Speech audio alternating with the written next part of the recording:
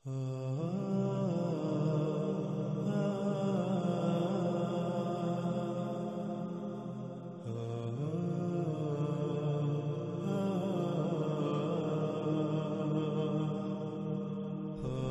ناظرین اس طرفائی مثال کے طور پر آپ دابا سے سوال کیجئے کہ تو کیسے خلق ہوا. تیرے فائدوں کا تو علم ہے مگر تیرے نقصانات کیا ہیں، یہ سوالات کیجئے. اس سے ان سوالات کے جوابات طلب کیجئے. جب آپ اس سے سوال کریں گے تو اس کا جواب یہ ہوگا کہ میری تخلیق میں غور کرو، غور کرو میرے اعمال میں غور کرو، تم سب کچھ اپنی آنکھوں سے دیکھ لو گے اور تمہیں سب یقین ہو جائے گا. تو ناظرین غور کریں، جس مواد سے یہ دابا خلق ہوا، یہ مخلوقات خلق ہوئیں، وہ سارے کا سارا مواد مختلف مراحل اور مختلف طریقوں سے زمین سے نہیں نکالا گیا. اب آپ سے سوال ہے کہ یہ سب زمین سے نکالنے کی اجازت کس نے دی؟ کیا اللہ نے دی؟ اللہ نے تو یہ سب نہ صرف انسان سے چھپا کر رکھا تھا بلکہ غیب کے ساتھ مومن بننے کا بھی حکم دیا تھا. تو بھلا ایسے کیسے ہو سکتا ہے کہ ایک طرف اللہ اپنی مخلوقات کو انسان سے چھپا کر رکھے اور ان کے ساتھ مومن بننے کا حکم دے، اور دوسری طرف وہ ان کو نکالنے کا حکم دے، ان کا قذف کرنے کا حکم دے، ان کو ان کے مقامات سے ہٹانے کا حکم دے، فساد کرنے کا حکم دے؟ ایسا کیسے ہو سکتا ہے؟ ایک طرف اللہ فطرت پر قائم ہونے کو دین قرار دے اور فطرت میں چھیڑ چھاڑ کرنے والوں کو، فطرت میں تبدیلیاں کرنے والوں کو اپنے شریک قرار دے، اور دوسری طرف وہ خود ہی اپنا شریک بننے کا حکم دے. ایسا کیسے ہو سکتا ہے؟ ناظرین اللہ سبحانہ و تعالی نے تو بار بار یہ بات واضح کی. اس نے زمین و آسمانوں میں میزان یعنی توازن قائم کیا، ان میں خسارہ نہ کرو ورنہ ہلاکتوں کا شکار ہو جاؤ گے. اور اگر انسان دابا کی خلق کے لیے زمین کو پھاڑتا ہے، اس میں سے زمین کا خون نکالتا ہے، اس کے علاوہ طرح طرح کا مواد نکالتا ہے، تو کیا زمین کا توازن برقرار رہے گا؟ تو پھر کیا زمین جگہ جگہ سے دنسے گی نہیں؟ تو پھر کیا زمین کا توازن بگڑے گا نہیں؟ زلزلے نہیں آئیں گے؟ تباہیاں نہیں آئیں گی؟ پھر غور کریں، یہ دابا جب طرح طرح کی زہریلی گیسیں خارج کرتا ہے، جب یہ دابا خلق کیا جاتا ہے تو ان کارخانوں سے جب زہریلی گیسیں خارج ہوتی ہیں تو اس سے وہی سب نہ ہوا جس کا اللہ نے کہا تھا. اور پھر ناظرین غور کریں، یہ دابا جب طرح طرح کی زہریلی گیسیں خارج کرتا ہے، جہاں یہ دابا وجود میں آتا ہے، یعنی کہ جن کارخانوں میں، فیکٹریوں میں یہ دابا وجود میں آتا ہے، تخلیق کیا جاتا ہے، ان کارخانوں سے جو گیسیں خارج ہوتی ہیں تو ان گیسوں سے وہی سب نہ ہوا جس کا اللہ نے کہا تھا. لیکن انسان نے یقین نہ کیا اور اللہ کے حکم کے برعکس اس کے ساتھ بغاوت کرتے ہوئے وہی سب کیا. تو کیا آج دابے کی خارج کردہ زہریلی گیسوں سے آسمان نہیں پھٹ چکا؟ درجہ حرارت دن بدن بڑھتا نہیں جا رہا؟ موسموں کا نظام درہم برہم نہیں ہو چکا؟ انسان ان گیسوں کی وجہ سے طرح طرح کی بیماریوں کا شکار نہیں ہو رہے؟ ہر سال لاکھوں کی تعداد میں لوگ ہلاکتوں کا، اموات کا شکار نہیں ہو رہے؟ طرح طرح کی بیماریوں کا سامنا نہیں کرنا پڑ رہا؟ زمین کا اگانے کا نظام تباہ کن سطح پر متاثر نہیں ہو چکا؟ اور کیا یہ سب کچھ دن بدن بڑھتا نہیں چلا جا رہا؟ ناظرین غور تو کریں، اور کیا ہے دابا کا انسانوں سے اپنے اعمال اور اپنے عوامل کے ذریعے کلام؟ ناظرین غور تو کریں، اور کیا ہے دابا کا انسانوں سے اپنے اعمال اور اپنے عوامل کے ذریعے کلام؟ ذرا غور تو کریں. کیا آپ اندھے ہو چکے ہیں؟ کیا آپ اللہ کے قانون میں حیا نہیں ہیں؟ ناظرین اللہ سبحانہ وتعالی قرآن میں بار بار یہی کہتا ہے کہ جو لوگ غور و فکر نہیں کرتے وہ اللہ کے قانون میں اندھے ہیں، وہ اللہ کے قانون میں اموات ہیں، وہ اللہ کے قانون میں قبروں میں ہیں، جو غور و فکر نہیں کرتے. اور ظاہر ناظرین ایک شے آپ کی آنکھوں کے سامنے ہے، اس کے باوجود آپ کو نظر نہیں آ رہی، تو ظاہر ہے کون نہیں دے سکتا؟ دیکھ تو وہی نہیں سکتا جو مردہ ہوتا ہے. کون نہیں سن سکتا؟ وہی نہیں سن سکتا جو مردہ ہوتا ہے. جو حیا ہوتا ہے وہ تو سن سکتا ہے، جو حیا ہوتا ہے وہ دیکھ سکتا ہے. مردے نہیں سنتے، مردے نہیں دیکھتے، مردے نہیں سمجھتے. یعنی جو اموات ہوتے ہیں وہ نہیں دیکھتے، وہ نہیں سنتے، وہ نہیں سمجھتے. جو حیا ہوتے ہیں، زندہ ہوتے ہیں، وہ دیکھتے ہیں، وہ سنتے ہیں، وہ سمجھتے ہیں. ناظرین غور کریں آپ کا شمار کن میں ہے؟ آپ غور کریں، اور پھر یہ بات بھی واضح کرتے چلیں کہ دنیا کی کوئی طاقت اس حق کو غلط ثابت نہیں کر سکتی، اور یہ بھی جان لیں کہ دعوت الارض دجال کے ظہور کے بعد جا کر نکلنا تھا۔ اب آپ خود فیصلہ کریں، جب کہ دابا کو نکلے ہوئے بھی 1 صدی سے زائد عرصہ گزر چکا، تو دجال جو کہ دعوت الارض سے بہت پہلے نکلنا تھا وہ کہاں گیا؟ کیا وہ نکلا ہی نہیں؟ ایسا کیسے ہو سکتا ہے؟ وہ امور بھی ہو چکے جن کا دجال کے بعد ہونا شرط تھا۔ تو اب کوئی یہ کہے کہ دجال ابھی نکلا ہی نہیں تو اسے چاہیے کہ اپنے اندھے پن کا علاج کروائے۔ وہ اللہ کے قانون میں اموات ہے، موت ہے، قبر میں ہے، وہ اندھا ہے۔ اگر اسے ہماری بات ناگوار گزرتی ہے، اسے تکلیف ہوتی ہے، تو اس سے ہمیں کوئی فرق نہیں پڑتا، حق یہی ہے۔ اگر تم سچے ہو تو حق کی تردید کر کے دکھاؤ، حق کو غلط ثابت کر کے دکھاؤ۔ ناظرین، حق بالکل واضح ہے۔ تو ناظرین، جب دابا دجال کے خروج کے بعد نکلنا تھا تو غور کریں، جب دابا نکل چکا تو دجال کہاں گیا؟ آج پوری دنیا میں دابا دندناتا پھر رہا ہے، اور یہ لوگ آج بھی دجال کے انتظار میں ہیں۔ ایسا کیسے ہو سکتا ہے کہ جو امور دجال کے بعد رونما ہونے تھے وہ بھی ہو چکے اور دجال ابھی تک آیا ہی نہیں؟ ایسا کیسے ہو سکتا ہے؟ اور ویسے بھی دجال تو مومنوں پر واضح ہونا تھا، نہ کہ مشرکوں پر، نہ کہ ان لوگوں پر جو اپنی خواہشات کو اپنا الہ بنائے ہوئے ہوں گے، جو اپنے آباء و اجداد کو اپنا الہ بنائے ہوئے ہوں گے۔ اس لیے حق ہر لحاظ سے کھلنے کے بعد بھی انکار کرنے والوں، ان قریب تمہیں اپنی آنکھوں سے وہ دیکھنا ہوگا، وہ دیکھو گے کہ تمہارے پاس سوائے پچھتاوے کے کچھ نہیں رہے گا، تمہاری آنکھیں پھٹی کی پھٹی رہ جائیں گی۔ لہذا انتظار کرو، یہ انتظار لمبا نہیں ہے، ان قریب تم اپنی آنکھوں سے دیکھو گے، ان قریب۔ اس وقت تم چیخو گے، چلاؤ گے کہ ہاں ہم مانتے ہیں، ہاں ہم مانتے ہیں، لیکن اس وقت تمہارا ماننا بالکل فرعون کے ماننے کے مثل ہوگا، وہ تمہیں کچھ نفع نہ دے گا۔ ناظرین، یہاں قادیانیوں کو بھی حق کی طرف دعوت دی جاتی ہے کہ وہ حق کو پہچانے، اور مرزا غلام احمد قادیانی کی حقیقت بھی ان کے سامنے ہے کہ غلام احمد قادیانی نے کسے دعوت الارض کہا۔ غلام احمد قادیانی نے ایک موقع پر مسلمانوں کے علماء کو دعوت الارض قرار دیا، تو دوسرے موقع پر اس نے جسے دعوت الارض قرار دیا اس حوالے سے اس کے الفاظ جو ہیں وہ ہم آپ کے سامنے رکھتے ہیں۔ ناظرین، اس وقت سکرین پر آپ کو جو ویب سائٹ نظر آ رہی ہے، یہ ویب سائٹ ان کی ہے جنہیں عام طور پر قادیانی، احمدی یا مرزائی کہا جاتا ہے، لیکن وہ لوگ خود کو جماعت احمدیہ کا نام دیتے ہیں، اور وہ مرزا غلام احمد قادیانی کو مسیح موعود یعنی وہی مسیح قرار دیتے ہیں جس کے بھیجے جانے کا اللہ کی طرف سے وعدہ تھا، جیسا کہ عام طور پر عیسیٰ علیہ السلام کی دوبارہ آمد کا عقیدہ پایا جاتا ہے۔ یعنی قادیانی کہیں یا احمدی، ان کے نزدیک مہدی ہو، عیسیٰ ہو، مثل عیسیٰ ہو، وہ غلام احمد قادیانی تھا۔ اور ناظرین، یہ بھی ذہن میں رہے کہ یہ ویب سائٹ جماعت احمدیہ کی سرکاری رسمی یعنی آفیشیل ویب سائٹ ہے۔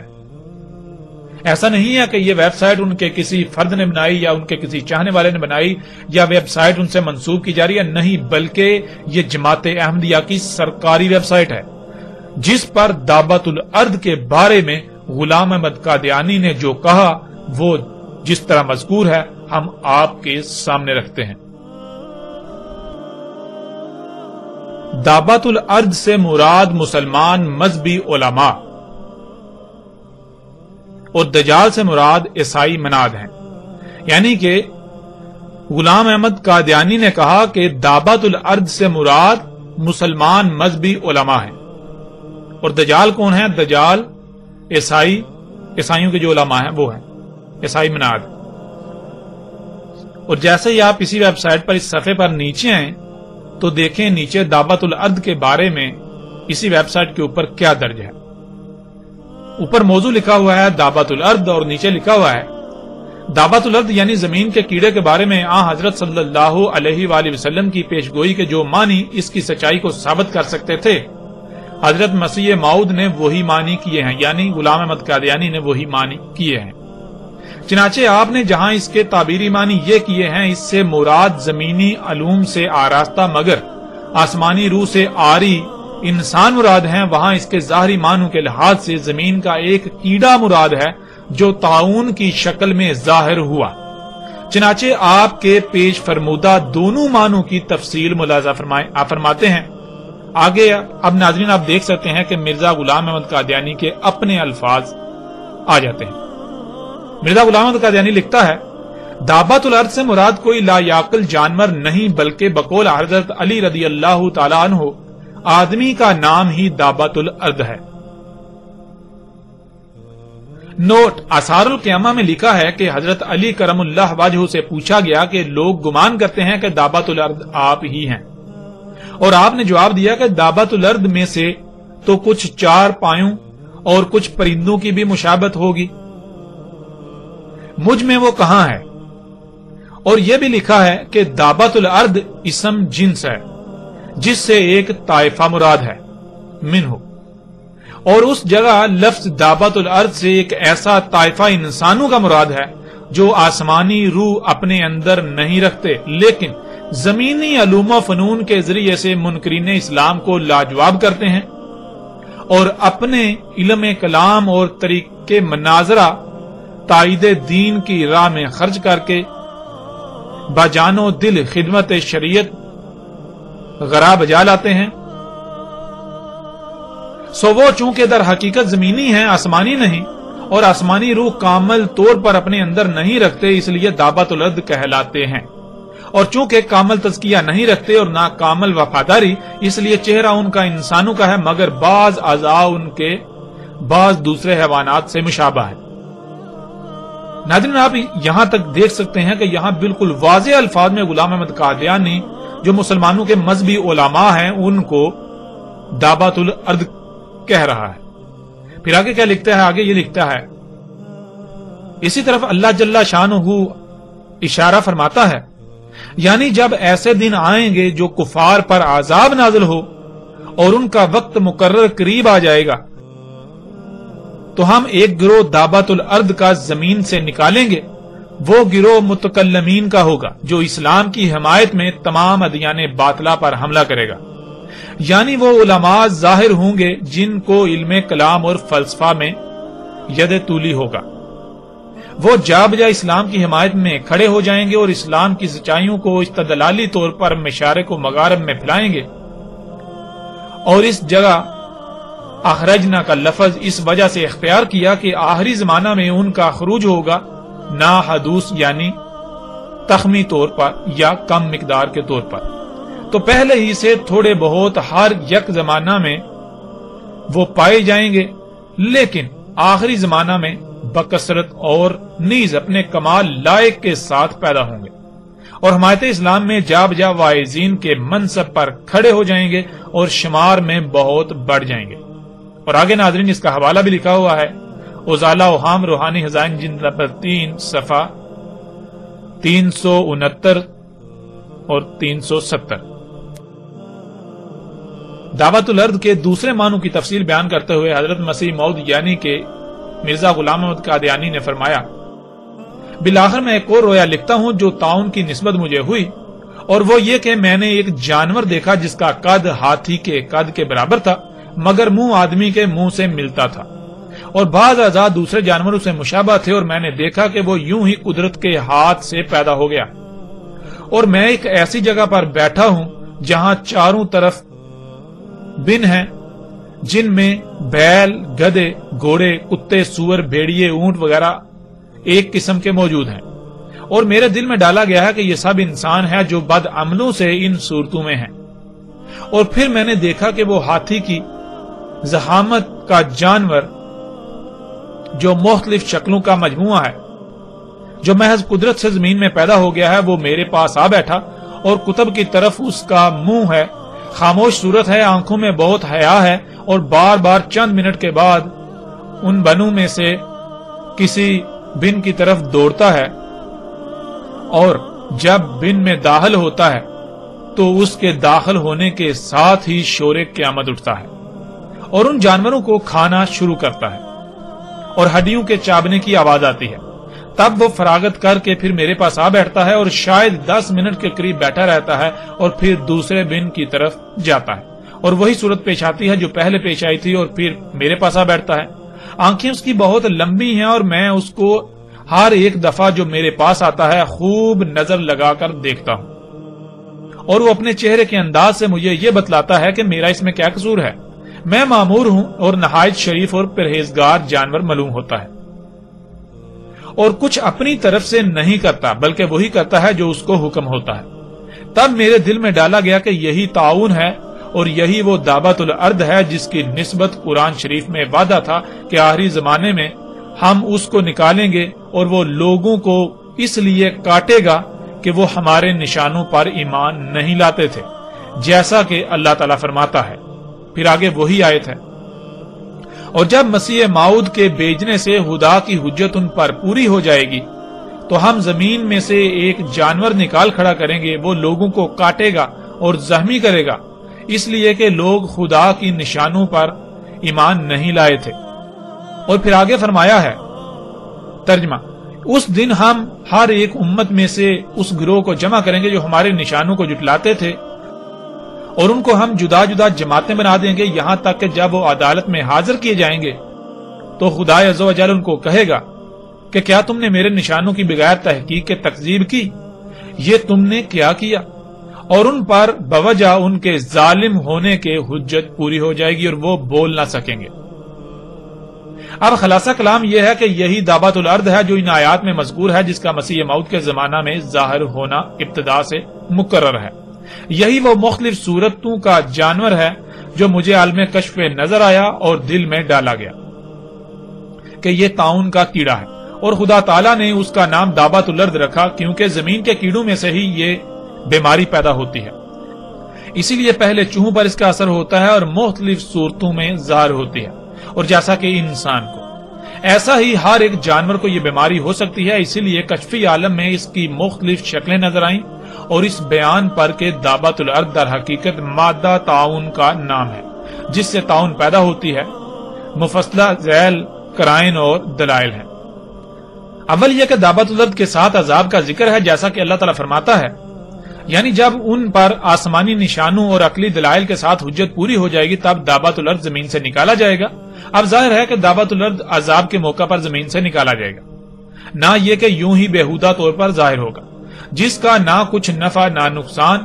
اور اگر کہو کہ طاعون تو ایک مرض ہے مگر دابۃ الارض لغوی معنوں کی روح سے ایک کیڑا ہونا چاہیے جو زمین میں سے نکلے، اس کا جواب یہ ہے کہ حال کی تحقیقات سے یہی ثابت ہوا ہے کہ طاعون کو پیدا کرنے والا وہی ایک کیڑا ہے جو زمین میں سے نکلتا ہے، بلکہ ٹیکا لگانے کے لیے وہی کیڑے جمع کیے جاتے ہیں اور ان کا عرق نکالا جاتا ہے، اور خود بین سے ثابت ہوتا ہے کہ ان کی شکل یوں ہے، یعنی باشکل دو نقطہ، گویا آسمان پر بھی نشان کسوف و حسوف دو کے رنگ میں ظاہر ہوا اور ایسا ہی زمین میں۔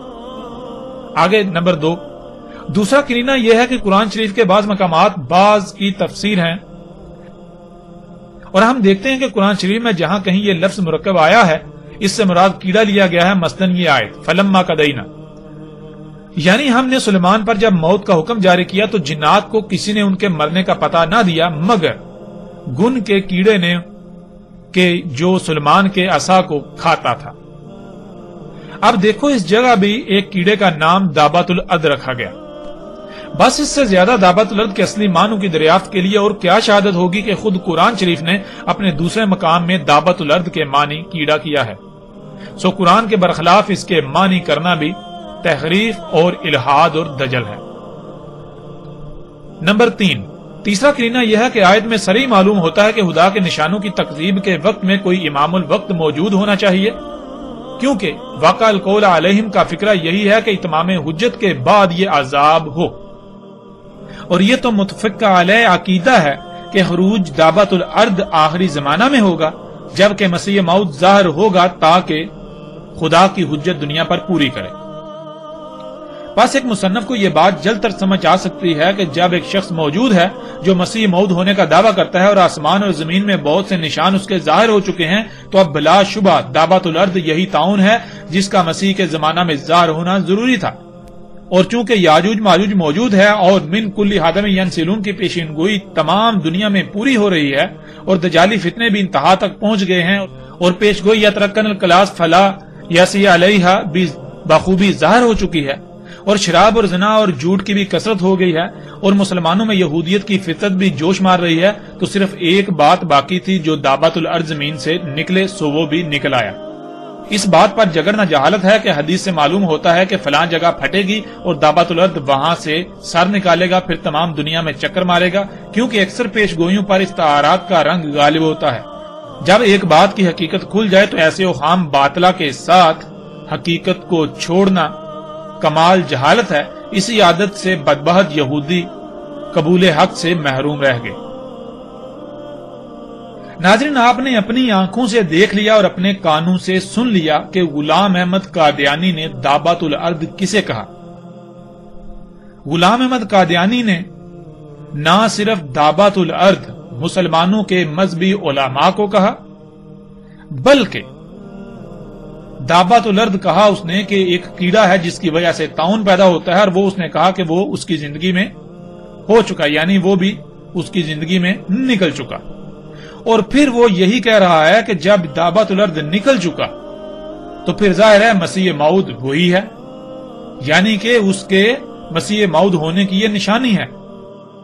اب ناظرین، غلام احمد قادیانی کا یہ دعویٰ بالکل واضح ہے کہ اس کے الفاظ میں یہ بات بالکل واضح موجود ہے کہ اگر کوئی یہ ثابت کر دے کہ جسے وہ دعوت الارض کہہ رہا ہے وہ دعوت الارض نہیں ہے، تو پھر بلا شک و شبہ غلام احمد قادیانی بھی مسیح موعود نہیں ہو سکتا، وہ مہدی، وہ نبی، وہ رسول نہیں ہو سکتا، وہ پھر اپنے دعوے میں جھوٹا ہے، کذاب ہے۔ اب یہاں قادیانیوں کو حق کی طرف دعوت دی جاتی ہے کہ وہ حق کو پہچانے اور مرزا غلام احمد قادیانی کی حقیقت کو بھی پہچانے۔ مرزا غلام احمد قادیانی نے دعویٰ کہا مسلمانوں کے مذہبی علماء کو، مرزا غلام احمد قادیانی نے دعویٰ کہا طاعون کے کیڑے کو، اور باقاعدہ اس کی شکل بھی بتائی، اور یہاں تک کہا کہ وہ نکل چکا، اور الحمدللہ ثم الحمدللہ دعوت الارض کیا ہے ہم نے آپ پر کھول کھول کر واضح کر دیا۔ اور جیسے ہی ہم آگے بڑھیں گے تو محمد علیہ السلام کے الفاظ کی روشنی میں بھی دعوت الارض کی اس طرح کھل کر وضاحت ہوگی کہ دنیا کی کوئی طاقت اس کا رد نہیں کر سکتی، اسے غلط ثابت نہیں کر سکتی۔ اب قادیانیوں کو ہم چیلنج کرتے ہیں کہ غلام احمد قادیانی اس بنیاد پر، اس نقطے پر بھی بالکل کذاب ثابت ہو چکا، غلام احمد قادیانی جھوٹا ثابت ہو چکا۔ اب اگر قادیانی جو کہ خود کو احمدی کہتے ہیں، اگر وہ سچے ہیں اپنے دعوے میں، اگر وہ حق پر ہیں، تو انہیں ہمارے دعوے کو غلط ثابت کرنا ہوگا۔ ہم نے بالکل واضح کر دیا کہ دعوت الارض کیا ہے، اور ہم نے غلام احمد قادیانی کو بالکل ایک نمبر کا جھوٹا ثابت کر دیا۔ اس کے باوجود اگر قادیانی یہ سمجھتے ہیں، وہ یہ کہتے ہیں کہ نہیں غلام احمد قادیانی سچا تھا، وہ مسیح موعود تھا، وہ کہتے ہیں کہ ہم حق پر ہیں، تو قادیانیوں کو بھی باقی تمام فرقوں گروہوں کے ساتھ ساتھ کھلم کھلا چیلنج ہے۔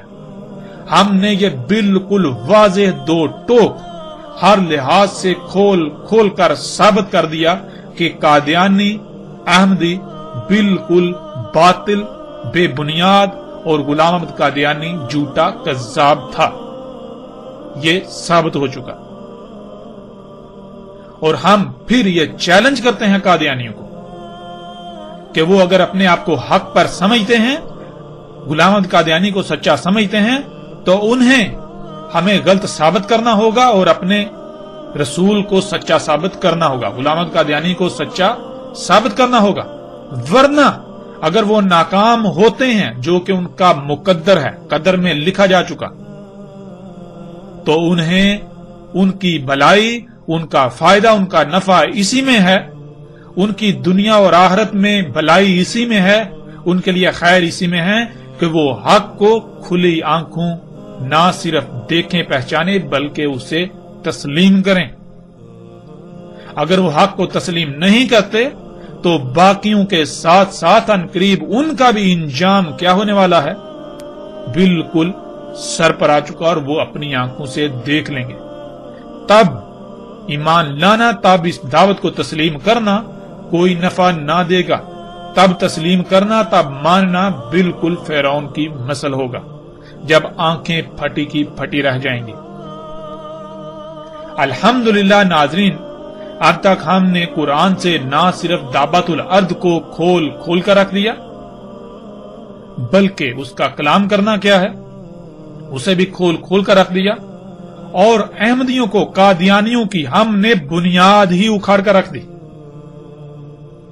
دین قادیان کی، جماعت احمدیہ کی، مرزا غلام احمد قادیانی کی ہم نے بنیادیں ہی اکھاڑ کے رکھ دی، ہم نے ان کی جڑ ہی کاٹ دی، ان کا وجود ہی کالعدم کر دیا، ان کی بنیاد بالکل ختم ہو چکی۔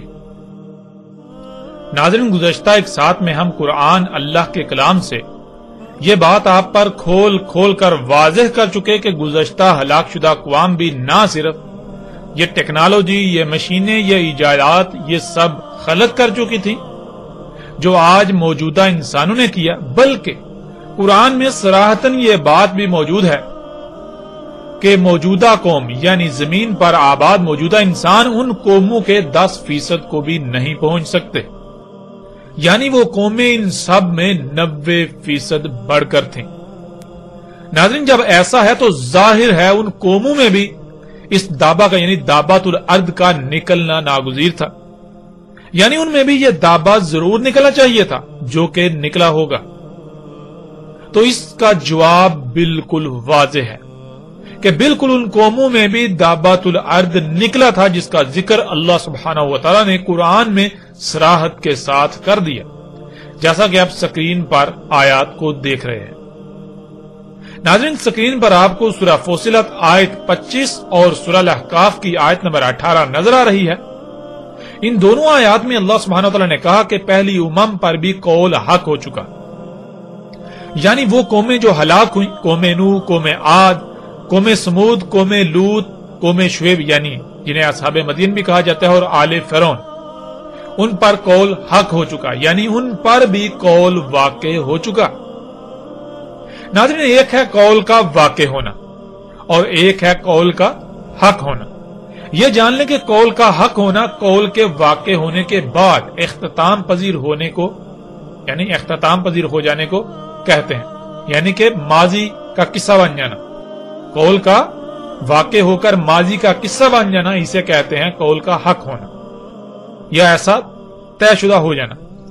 یعنی جب کہا جائے گا کہ قول حق ہو چکا تو اس کا مطلب کہ ویسا ہو چکا، اور جب کہا جائے گا کہ قول واقع تو اس کا مطلب کہ ہونا ہے یا ہوگا، یعنی حق ہونا واقع ہونے کے بعد آتا ہے۔ اب یہ جان لیں کہ جب اللہ نے قدر میں کر دیا کہ جب قول واقع ہوگا تب دابۃ الارض نکلے گا، یعنی تب دابۃ الارض کا نکلنا طے ہے، یہ اللہ نے قانون بنا دیا، قدر میں کر دی۔ تو پھر یہ کیسے ممکن ہے کہ آج قول واقع ہو تو دابا نکلے اور ماضی میں پہلی امتوں پر قول واقع ہو تو دابا نہ نکلے؟ ایسا ممکن ہی نہیں۔ گزشتہ ہلاک شدہ اقوام میں بھی دابۃ الارض نکل چکا، اور آپ دنگ رہ جائیں گے کہ آج جب آپ آل فرعون کے آثار کو دیکھیں تو وہاں پتھروں کی دیواروں پر اسی دابۃ الارض کی تصاویر نقش ہیں جنہیں آپ اپنی سکرین پر دیکھ رہے ہیں۔ ناظرین، ان تصاویر نے تحقیقات کرنے والوں کو چونکا کے رکھ دیا کہ ایسا کیسے ہو سکتا ہے، یعنی موجودہ انسانوں کا تو کہنا یہ ہے جی آج موجودہ انسان ہی ہیں جنہوں نے اتنی ترقی کی، پہلے تو انسان پتھر کے دور میں رہتا تھا، تو پہلی بار آج انسان اس اسٹیج پر پہنچے۔ تو وہ جب انہوں نے یہ تصاویر دیکھی، یہ ڈسکور ہوئی، دریافت ہوئی، تو وہ دنگ رہ گئے کہ ایسا کیسے ہو سکتا ہے کہ ایک شے جس کا پہلے وجود ہی نہیں اور اس کا تصور تک بھی کیا جا سکتا ہے، ایسا کیسے ہو سکتا ہے؟ یہ تصاویر کیسے بنا لی گئیں؟ کیا یہ صرف امیجنیشنز ہیں، یعنی خیالاتی تصوراتی جو ہے یہ تصاویر ہیں؟ تو ایسا تو ممکن ہی نہیں۔ اب یہ لوگ ایسا تو نہیں کہتے کہ پہلی قومیں ہماری ہی طرح جدید ترقی یافتہ تھیں، یعنی ان ساری چیزوں میں بہت بڑھ کر تھیں، مگر یہ لوگ انکار بھی نہیں کر سکتے۔ گزشتہ اقوام کے آثار اس بات کی کھول کھول کر گواہی دیتے ہیں، وہ چیخ چیخ کر یہ بتاتے ہیں کہ موجودہ انسان آج جس مقام پر کھڑا ہے یہ گزشتہ ہلاک شدہ اقوام کے مقابلے میں کچھ بھی نہیں۔ گزشتہ ہلاک شدہ اقوام بہت بڑھ کر تھیں، اور اللہ سبحانہ و تعالی نے اس کا قرآن میں بار بار ذکر کیا۔ اب ناظرین، ہم آئندہ ایک ساتھ میں دعوت الارض کے موضوع پر بات کریں گے محمد رسول اللہ علیہ السلام کے الفاظ کی روشنی میں کہ محمد رسول اللہ علیہ السلام نے دعوت الارض کے بارے میں کیا رہنمائی کی تھی۔